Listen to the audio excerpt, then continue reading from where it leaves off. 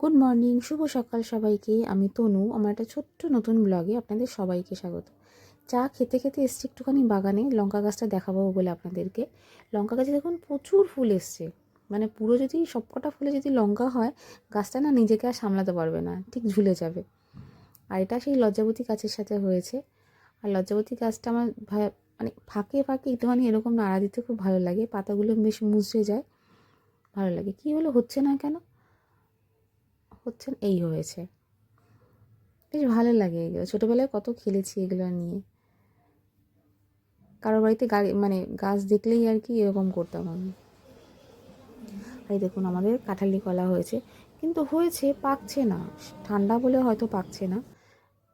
আর এই যে আমার বর নিয়ে এসছে 2 রকমের কুল। কোন কুলটা আমি খাবো সেটাও বুঝতে পারিনি, তো 2 রকমের কুল নিয়ে এসছে।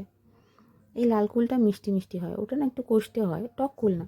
আর এদিকে মেয়ের তো সামনে এক্সাম, বলেইছিলাম একটা ভিডিওতে, আমি খুব টেনশানে থাকি, আমার প্রেশার একদম লো হয়ে যায় মেয়ের যখন এক্সাম থাকে। এই যে হিস্ট্রি বুকস নিয়ে বসেছি আমি, মানে হিস্ট্রি লিখবো, মানে কোশ্চেন অ্যান্সারগুলো লিখে দেবো, ও শুধু রিডিং করবে আর কোশ্চেন অ্যান্সার মুখস্থ করবে সেই জন্য। আর ওর এই লেখার মাঝখানে মাঝখানে আমি রান্নাও বসিয়েছি, কারণ রান্না না করলে তো পেট চলবে না। মা আমি দুপুরবেলা খাবো কি, সেই জন্য করছি একটুখানি বেগুন ভাজা।